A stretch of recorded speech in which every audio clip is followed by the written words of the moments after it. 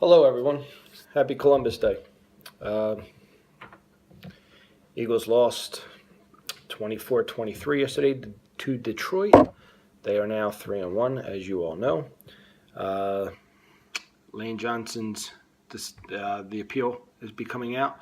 That should be tomorrow, I believe. Maybe later on today. I'm not sure. He's hurt right now anyway with a hyperextended right elbow. That game yesterday. I coached two teams. One's a college showcase team. The other one's a travel team for baseball and softball. I never blame umpires. There's so much time in between. It's hard not to say the referees had a small effect on the game yesterday.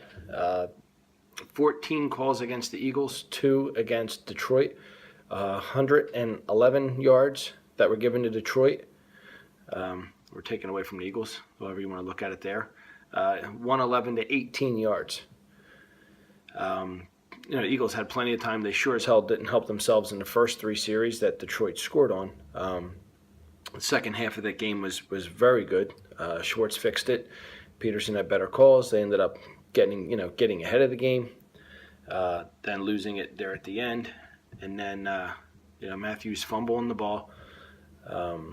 Even before he fumbled it, though, the 3rd and 6 play call where Mathews came around. Jordan Mathews, that's Mathews.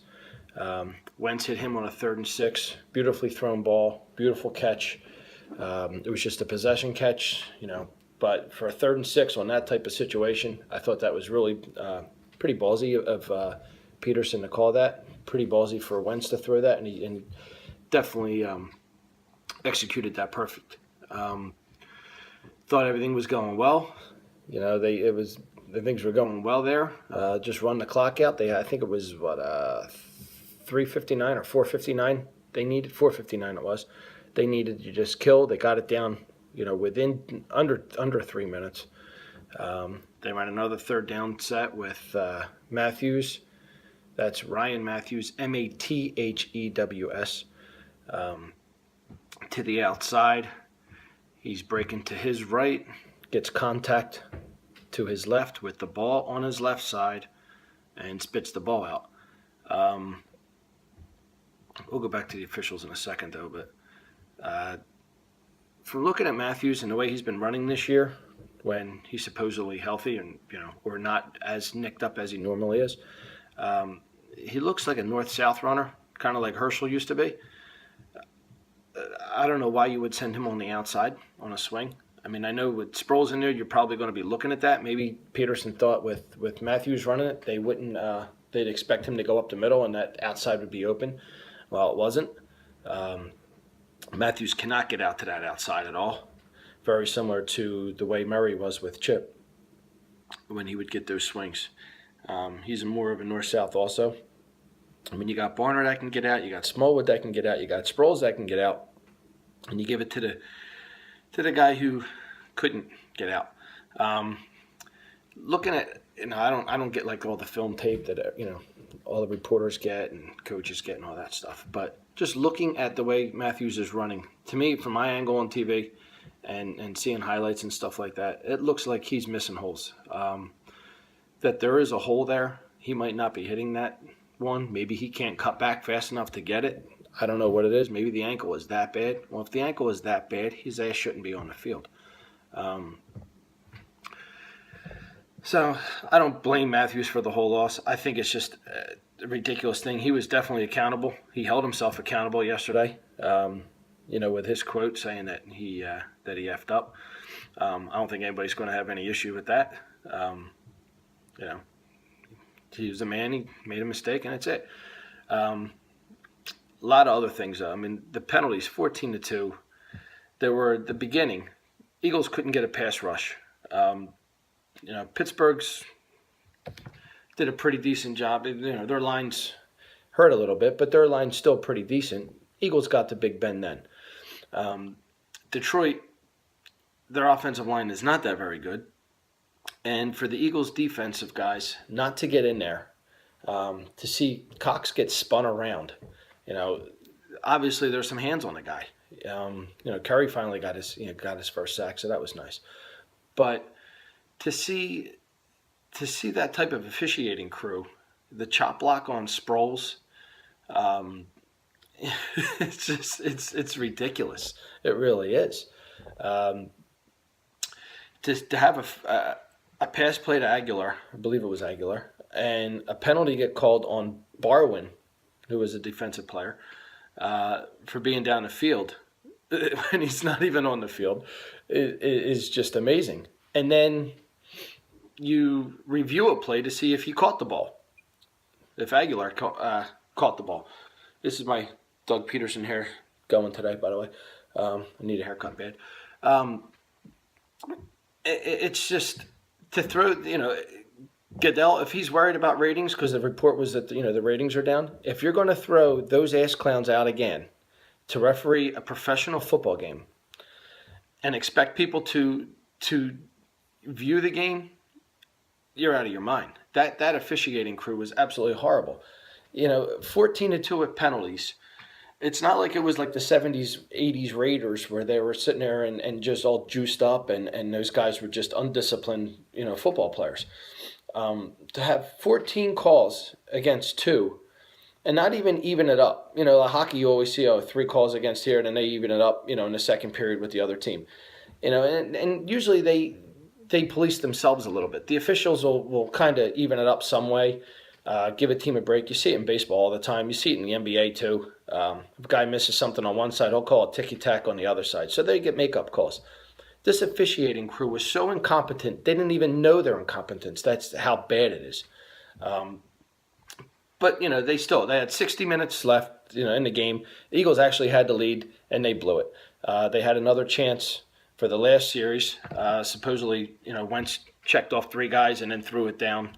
Or Aguilar was his third look, and then aired it out. Got picked off.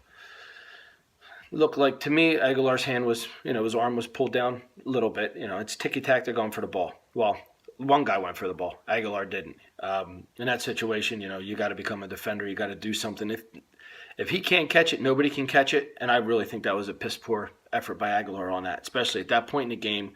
If they're down by 15 points, I can't accept it. I can kind of understand, hey, why should I bust it up, But at that situation, you got to show a little bit more heart there and do something there. It's ridiculous.